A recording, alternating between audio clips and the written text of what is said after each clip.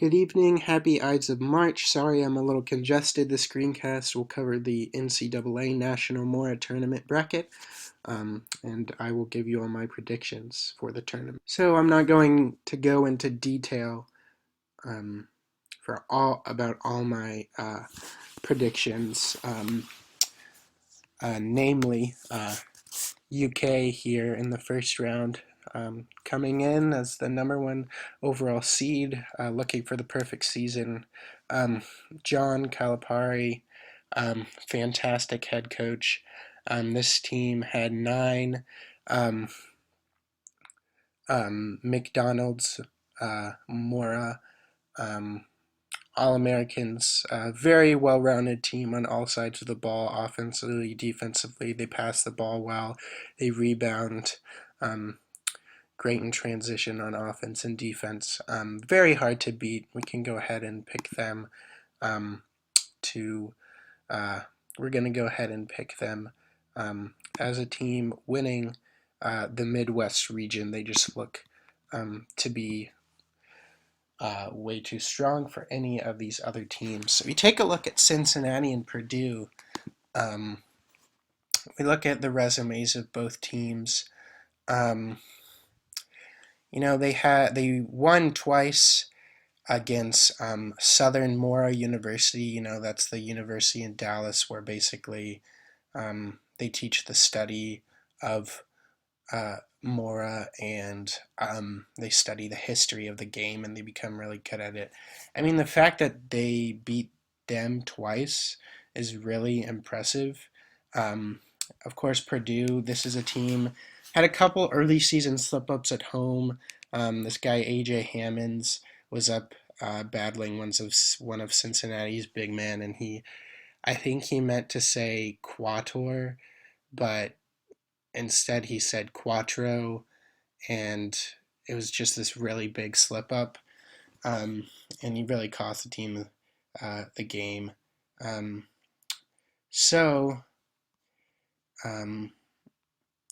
Seeing how that happened, it wasn't actually one of Cincinnati's big men, it was somebody else. I don't know why I said that. Anyways, they're just sort of a careless team. 7-footer. It doesn't really matter how tall your guys are. It's about your hand speed. And, Cincinnati's just really notorious for that. So we're going to go ahead and move them on in the tournament to face UK. Next, we're going to go to West Virginia and Buffalo. Buffalo they're a very young team, very physical. In their 9 losses, they've started 5 brawls. This is Morra. It's a very fun game. It can get intense at times, but it doesn't really call for these intense brawls that have happened at the end of games where they actually went out and destroyed the other team's bus. They did that 3 times, and then they're just a very sort of violent team, and they're very aggressive. They have a lot of experience. And then you look at West Virginia. They lost 3 times to Baylor. Kansas, win-loss. They're not very good against top 25 teams. This is a fairly experienced team, but the past couple of years they haven't been in the NMT. But they're definitely better run than Buffalo. We can definitely move them ahead. So we're going to move West Virginia forward. And then we have Valparaiso, the 13th seed, and we have Maryland. It's got to be a pretty interesting matchup here. Valparaiso, of course, lost in the Horizon title game. Wait, no, that's a lie. They actually won against Murray State, and it was pretty impressive. They played a very fast-paced game. There were a lot of they decided. I think the game plan was they were going to stick to the lower numbers. they're about in the 50 in this whole set of and like they called, I think it was a total of like 20 unos in the first like set. Is pretty ridiculous. So they have a pretty interesting strategy to go for all the lower numbers first, and it seems to really pay off. Um, and Maryland lost to Michigan State, so we're just gonna go ahead and say that Valparaiso is gonna win because I don't really like Maryland. So we're gonna go ahead and put them forward. Next, Texas. Butler is much better than Texas. I like Notre Dame too. Now we get into a really interesting, very interesting matchup here between Wichita State and Indiana. Wichita State, of course, has Fred VanVleet. We all know about his story, how he's said to have been playing Morra in his before he was born in the womb. He was playing the game. His mom could hear him shouting incoherently from inside of her. She knew that he would become a star one day, and he's really had a great, he's really had a successful season. And you can see he averages 12.7 um, punches per game. So we know the adapted rules. So basically, whenever you get two in a row, when you're doing the best of seven, you get two in a row, you punch the other player in the face. Um, So he's pretty good. And Indiana, pretty efficient on offense, but defensively they're not very good. They tend to stick with. Um, they seem to sort of highball it a little too often. We've seen a little way too many deck-ems and no-ems in their 7-game sets. So we're gonna give it to Wichita State. They're just a better team. We're gonna go ahead and speed it down. Kansas is gonna win. We know that. Wisconsin, Arkansas, Oregon, UNC, Xavier, Georgia State, BCU, Arizona, Gonzaga, Davidson, Iowa State, SMU, Georgetown, Stephen F. Austin, Duke, St. John's. And we're going to go up here, UVA, Michigan State, Oklahoma, blah, blah, blah, blah, blah, blah, blah, blah, blah, blah, blah, blah, blah, blah, blah. Okay. So now let's get back up here. Who's going to play UK? We look at this again. Valparaiso, a very good defensive team. But when we look at their prowess, like how engaged do they get when their teammates are playing, like, and how loud are they like shouting, like when they're cheering on their teammates, like how loud is it? Um, and in the games I've seen, they're just not as passionate as West Virginia. West Virginia is very passionate. Uh, they actually they lead the countries in steals. So like when they lose a round of Morra, when they don't move on, it's like they go out and steal the players from other teams' cards, and they go steal all their stuff. They're really aggressive. In fact, I'm gonna definitely have West Virginia here, and we might as well move West Virginia past Kentucky. It's just what's gonna happen. Notre Dame's really good, and Kansas is good too. Look at Villanova, LSU. This is going to be a really interesting matchup.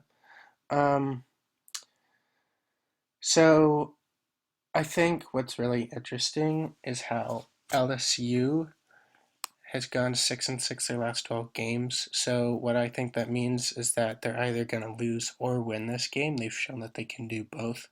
Um, Well, Kentucky's shown, or excuse me, I'm sorry, Villanova's shown they can only win. They haven't really shown that they can lose in a while, at least not in their last 12 games. Um, so I think I'm just going to go ahead and put LSU past Villanova. I like Louisville too, Oklahoma, UVA. UVA just going to go Final Four. We'll just put them there. Maybe Louisville there. Move down, Duke, Georgetown, Iowa State, Davidson.